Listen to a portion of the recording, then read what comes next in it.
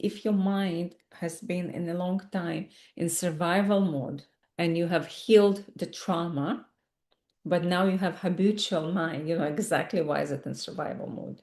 So you need to shift it and just make sure that your attention is not on the survival out of habit, out of habitual mind of just used to having this kind of thinking.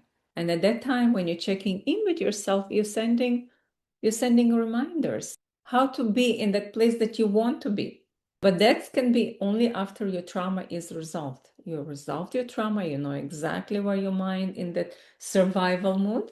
And now you can introduce new ways and also have your hand on the pulse, checking in with yourself every few hours or as often as you need to stay there. And that's happening in the beginning stages when you need that kind of support for your whole mental system, for your whole nervous system to adjust to new identity, to adjust to new way of being.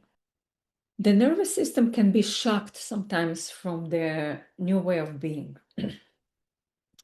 All of a sudden you experience new reality. For instance, you maybe wanted to move for a really long time and now you moved to a new place, and it can be shocking. There's a whole new way to get used to.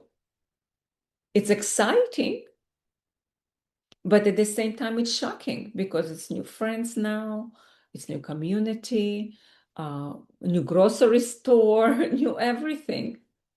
It can be shocking to get used to something new because remember, the mind likes its safety and familiarity. So when you understand that the shift can cause a bit of a turbulence, you're there for yourself. You're being a bit more gentle. You know, oh, I'm just shifting right now. I need to be more kind with myself. I need to be aware of my thoughts. I need to be aware of my presence. I need to be aware of what's happening inside of me every present moment.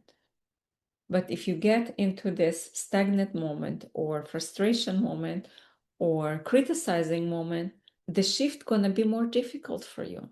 It's the support that you give to yourself throughout the shift. So one way of doing, as I said, we can impose the shift on us. We can impose the identity shift on us as well. We can create it. We can wait for it to be created for us, or we can create it by visualizing the changes, by visualizing the different way of being. But my invitation for you first, start with noticing how you're shifting.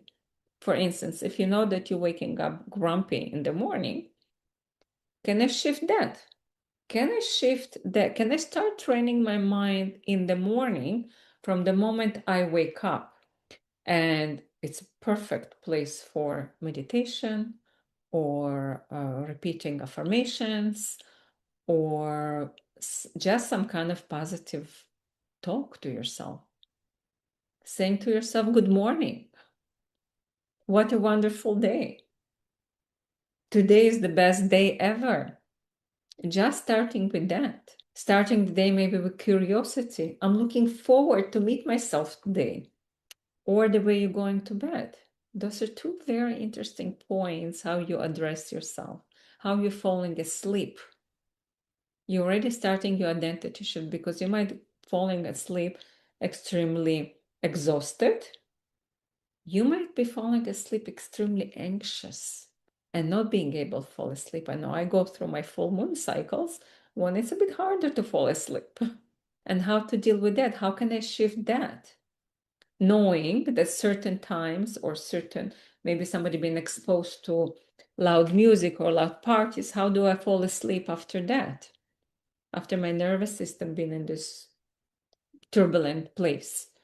But if you're aware, and instead of going with frustration, can I do maybe a bit of breathing exercises? So my nervous system will settle down and I can fall asleep. If you're falling asleep with tiredness and just dropping yourself in bed like a sack of potatoes and just waiting to pass out, maybe falling asleep with the gratitude for the body that served you throughout the day. So you're shifting constantly. And the language that you use with yourself is crucial. That's the biggest shift to your identity.